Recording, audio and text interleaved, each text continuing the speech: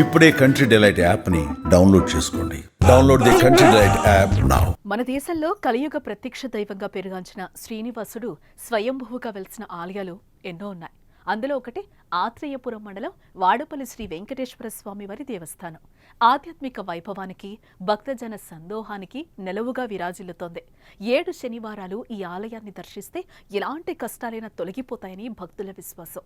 అందుకే తెలుగు రాష్ట్రాల నుంచే కాదు, ఇతర రాష్ట్రాల నుంచి స్వామివారిని దర్శించుకోవడానికి తరలిస్తూ ఉంటారు. ఆలయ విశేషాలు ఈ స్టోరీలో చూద్దాం.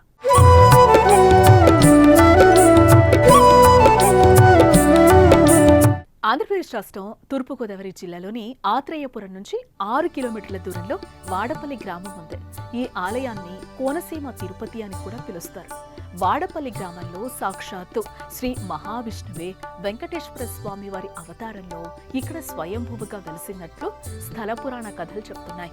వాడపల్లి గ్రామాన్ని పూర్వం నౌకాపురి అని పిలిచేవారు. అప్పట్లో నాసికా త్రయంబకేశ్వర నుంచి వెంకటేశ్వర స్వామి చెక్క విగ్రహం గౌతమి నదిలో కొట్టుకుని రాగా నారద మహర్షి స్వామివారిని కనుగొని తన స్వహస్తాలతో ప్రతిష్ఠించి వెంకటేశ్వరునిగా నామకరణం చేశారు.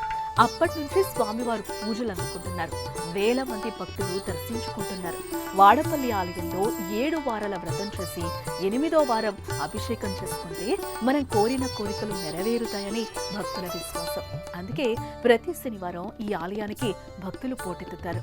ఈ ఆలయంలో 108 లేదా 7 ప్రదక్షిణలు చేసేవారి సంఖ్య వేలల్లో ఉంటుంది. మహా ఆత్రేయపురం మండలం వాడపల్లి గ్రామంలో వేంచేస్తున్న స్వయంభూ చంద్ర స్వరూప శ్రీ వెంకటేశ్వర స్వామి వారి దేవస్థానంలో ఈ రోజున ఉండీలు తెరవగా 28 రోజులకు గాను 1,45,16,599 రూపాయలు రావడం జరిగింది.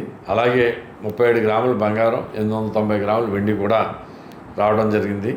ఈ యొక్క కార్యక్రమంలో వి సత్యనారాయణ గారు అసిస్టెంట్ కమిషనరు, మరి కామేశ్వరరావు మరియు కిరణ్ గారు కార్యనిర్వహణాధికారులు, అలాగే గ్రామస్తులు, పత్రికా విలేకరులు, అర్చకులు, అలాగే పోలీసులు వీళ్ళందరూ కూడా ఇందులో పాల్పంచుకున్నారు. మరి కెనరా బ్యాంక్ రావులపాలెం వారికి ఈ సొమ్ముని డిపాజిట్ చేయడం జరిగిందని మీ ద్వారా భక్తులందరికీ విజ్ఞప్తి చేస్తాం. ఓ నమో వెంకటేశాయ నమః.